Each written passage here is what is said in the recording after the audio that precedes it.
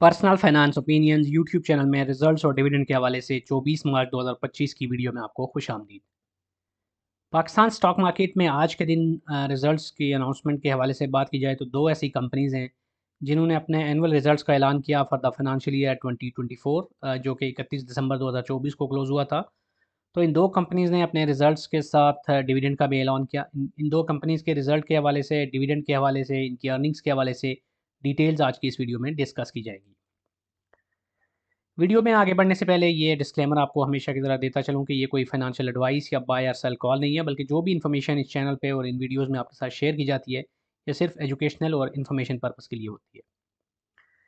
जो पहली कंपनी है वो टेक्नोलॉजी सेक्टर की एक बड़ी कंपनी है, शरिया कंप्लाइंट इंडेक्स का हिस्सा है ये कंपनी सिस्टम्स लिमिटेड, जो कि एनुअल रिजल्ट के साथ हर साल अपना डिविडेंड भी अनाउंस कर रही होती है और अक्सर औकात ये बोनस शेयर्स भी दे रही होती है। इस साल इस कंपनी ने डिविडेंड जो ऐलान किया एनुअल रिजल्ट्स के साथ वो 60% बनता है with the face value of ₹10, और इस लिहाज से ये जो डिविडेंड इसका बनता है वो ₹6 बनता है। अब इसने हमेशा की तरह इस साल भी जो इंटरिम रिजल्ट्स थे पिछले 3 क्वार्टर्स के, उसके साथ कोई डिविडेंड नहीं दिया था, तो टोटल मिला के देखें तो पूरे साल का जो डिविडेंड इसका बनता है वो सिर्फ ₹6 ही बनता है। अगर अर्निंग्स की बात की जाए तो इसकी अर्निंग्स के अंदर कुछ डिक्लाइन आया पिछले साल के मुकाबले में, बावजूद इसके कि इसके रेवेन्यू में इजाफा हुआ, यानी टॉप लाइन में तो इजाफा हुआ, लेकिन जो ईपीएस है उसमें कमी हुई। ₹29.41 इसकी अनकंसोलिडेटेड ईपीएस थी 2023 की, और 2024 में ये कम होकर ₹20.94 रह गई। अब इसमें एक जो बड़ा रीज़न है वो ये है कि जो एक्सचेंज रेट की वजह से पिछले साल एक एक्स्ट्राऑर्डिनरी प्रॉफिट कमाया था उन कंपनीज़ ने जो कि एक्सपोर्ट ओरिएंटेड बिजनेसेस कर रही हैं, जिसमें आईटी सेक्टर सरफ़हरिस्त है। तो वो जो फ़ायदा है या वो जो एक प्लस पॉइंट था वो इस साल मुयस्सर नहीं था, क्योंकि इस साल ओवरऑल देखा जाए तो जो एक्सचेंज रेट है वो कंट्रोल में रहा है, और डॉलर टर्म्स के अंदर कोई इतना ज़्यादा वो जो एक बर्स्ट था या एक बहुत ज़्यादा एक्स्ट्राऑर्डिनरी गेन था वो इस साल मुयस्सर नहीं आया इन कंपनीज़ को। यही वजह है कि बावजूद एक अच्छी टॉप लाइन के उतना प्रॉफिट इनका नहीं बन सका जितना पिछले साल था। अब अगर बुक क्लोजर डेट की बात की जाए तो 22 अप्रैल 2025 इसकी बुक क्लोजर डेट है, एक्स डेट बनती है इस लिहाज से 18, और स्पॉट डेट बनती है 17 अप्रैल 2025।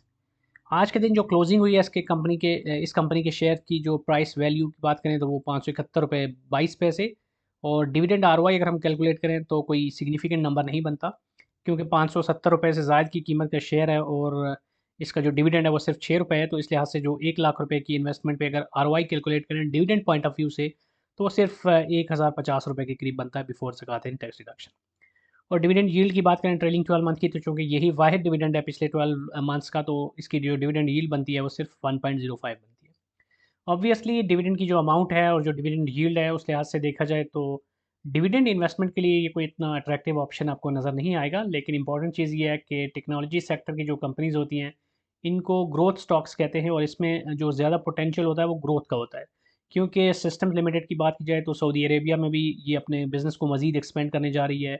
इसके अलावा यूएई में भी इनका बड़ा स्ट्रॉन्ग बिज़नेस है, और दीगर दुनिया के मुख्तलिफ जो इलाके हैं, जो मुख्तलिफ रीजन्स हैं, वहाँ से इनको प्रोजेक्ट्स मिलते हैं। आईटी सेक्टर के अंदर एक अच्छा बिज़नेस कर रहे हैं ये, अपनी सर्विसेज दे रहे हैं। कतर के अंदर भी इनके अच्छे प्रोजेक्ट्स हैं। तो ओवरऑल देखा जाए तो एक फ्यूचरिस्टिक पॉइंट ऑफ व्यू से और ग्रोथ पॉइंट ऑफ व्यू से देखा जाए तो उसमें पोटेंशियल मौजूद है। यही वजह है कि इसके अंदर ज़्यादातर जो इन्वेस्टर्स होते हैं वो सिर्फ ग्रोथ पर्सपेक्टिव से ही इन हो रहे होते हैं, ना कि डिविडेंड के पॉइंट ऑफ व्यू से। अब एक और चीज़ यहाँ पर मैं वाज़ेह करता चलूँ और आपको इन्फॉर्मेशन देता चलूँ कि इस वक्त जो इसने 60% डिविडेंड दिया जो कि बनता है ₹6, तो अब इसके बोर्ड ने ये भी रिकमेंड किया है कि जो इसके शेयर की फेस वैल्यू है जो ₹10 होती है, अब उसको कम करके ₹2 यानी स्प्लिट किया जाए। तो उसमें जो नंबर ऑफ़ शेयर्स हैं वो 5 टाइम्स बढ़ जाएँगे, लेकिन फेस वैल्यू कम हो जाएगी।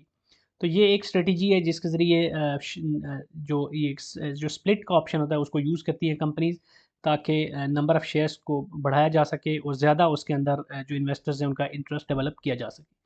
तो ये वो चीज़ है जो कि अब शेयर होल्डर्स के अप्रूवल के बाद अमल में आएगी, और उसके बाद इन फ्यूचर फिर जो इसके शेयर्स के अंदर जो डिविडेंड अनाउंस होगा वो फिर the face value of ₹2 consider किया जाएगा।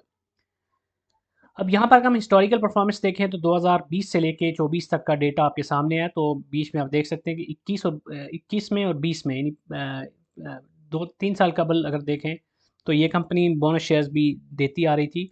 20 में ₹17.66 की अर्निंग के साथ ₹3.5 का डिविडेंड था, और 10% इसने बोनस शेयर दिए थे। अब 21 में अगर आप देखें तो इसकी अर्निंग्स में कमी आई, 12 रुपये 6 पैसे और 5 रुपये का डिविडेंड, लेकिन इसने 100% बोनस शेयर दिए थे। अब जब 100% बोनस शेयर्स कोई कंपनी देती है तो शेयर की जो प्राइस है वो हाफ हो जाती है। यही वजह है कि आगे चल के हम जब इसकी हिस्टोरिकल प्राइस मूवमेंट देखेंगे तो आपको नज़र आएगा कि 100% शेयर जब इसने डिविडेंड दिए, बोनस शेयर दिए थे, तो उसके बाद इसकी शेयर की प्राइस काफ़ी नीचे आ गई थी और एक ज़माने में इसकी शेयर की प्राइस बहुत ज़्यादा 800 से भी ऊपर होती थी, वो फिर कम होकर हाफ पे आ गई थी। तो 22 में इसने 22 रुपये 44 पैसे की अर्निंग के साथ 5 रुपये का डिविडेंड दिया और कोई बोनस शेयर्स नहीं दिया, और 23 में इसकी अर्निंग्स में इजाफा हुआ एक्सचेंज रेट की वजह से, जो एक मेजर कंट्रीब्यूटर था इससे अच्छी ईपीएस में। 29 रुपये 41 पैसे की अनकंसोलिडेटेड ईपीएस के साथ 6 रुपये का इसने डिविडेंड दिया था। और अब 24 में इसकी ईपीएस थी 20 रुपये 94 पैसे, जैसे हमने पहले बात की, और 6 रुपये का इसने डिविडेंड दिया। तो डिविडेंड लगभग यही 5 रुपये 6 रुपये के आसपास ही रहता है। इसकी अर्निंग्स जो है वो हवर अराउंड करती रहती हैं, ऊपर नीचे जाती रहती हैं।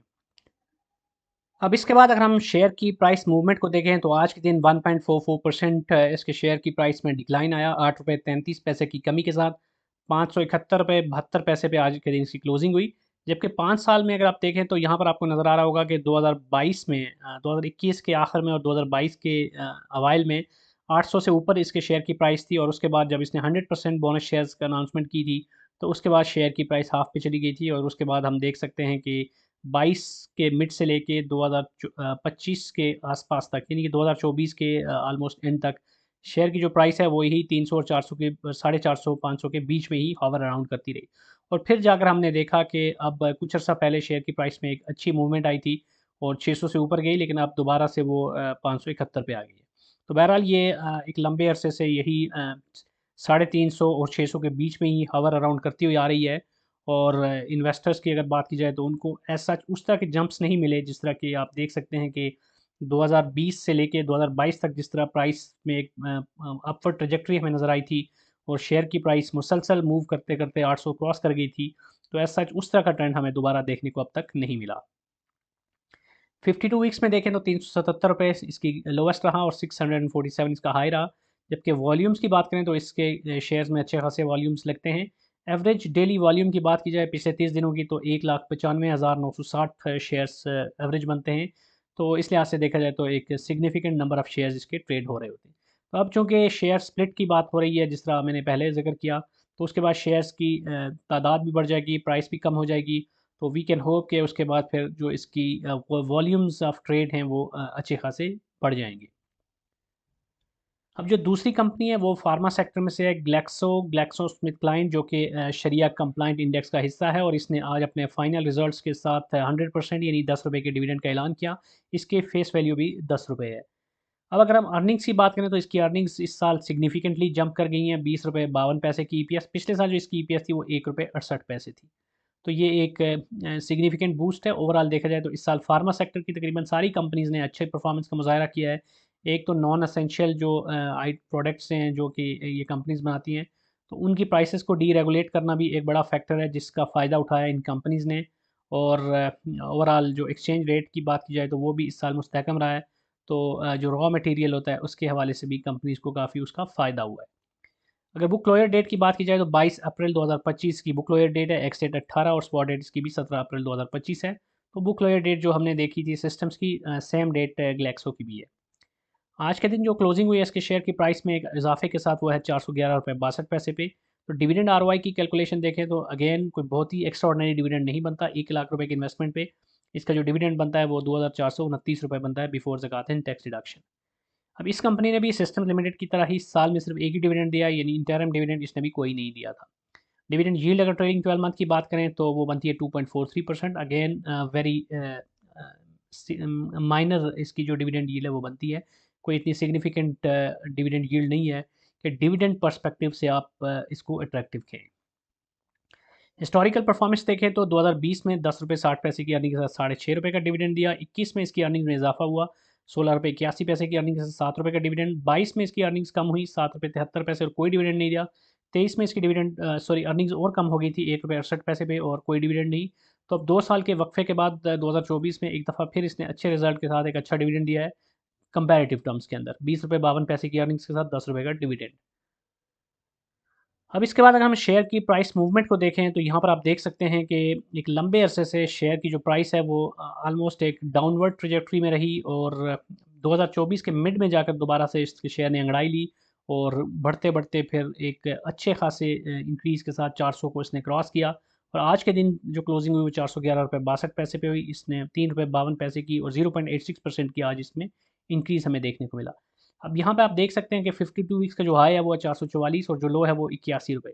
तो इससे आप अंदाज़ा लगा सकते हैं कि 52 वीक्स में इसके शेयर की प्राइस में कितना इजाफा हुआ और कैपिटल गेन के पॉइंट ऑफ व्यू से बात की जाए तो कितना ज़्यादा इसने मौका फ्राहम किया इन्वेस्टर्स को to to gain to enjoy the capital gain. अब वॉल्यूम की बात की जाए तो 30 डेज़ का जो इसका डेली एवरेज वॉल्यूम बनता है वो 1,85,936 शेयर्स का बनता है, विच इज़ सिग्निफिकेंट। तो इन दो कंपनीज़ के रिजल्ट्स के हवाले से डिटेल्स आई होप कि आपके लिए यूज़फुल हुई होंगी। अगर आपने ऑलरेडी इन कंपनीज़ में इन्वेस्ट कर रखा है तो कमेंट सेक्शन में ज़रूर बताइएगा कि आपने किस प्राइस पे इनको लिया था और whether you are a dividend investor for these companies या फिर आपने कैपिटल गेन के हवाले से इन कंपनीज़ के अंदर इन्वेस्ट कर रखा है। तो बहरहाल अगेन आई वुड से कि डिविडेंड यील्ड के हिसाब से अगर देखा जाए तो वही कंपनीज़ जिनकी डिविडेंड यील्ड जो इंटरेस्ट रेट है या जो इन्फ्लेशन का रेट है उससे ज़्यादा हो तो वही आपके लिए डिविडेंड पर्सपेक्टिव से फ़ायदेमंद होती हैं। अदरवाइज़ इस तरह की जो कंपनीज़ होती हैं वो जनरली कैपिटल गेन के लिए ज़्यादा मौजू होती हैं ना कि डिविडेंड के लिए, क्योंकि 1% या 2% की डिविडेंड यील्ड को इतना ज़्यादा सिग्निफिकेंट कंसीडर नहीं की जाती। That's it from this video. अगर आपको ये वीडियो पसंद आई है तो चैनल को सब्सक्राइब करना, वीडियो को लाइक करना, बेल आइकन को प्रेस करना मत भूलिएगा। Thank you very much.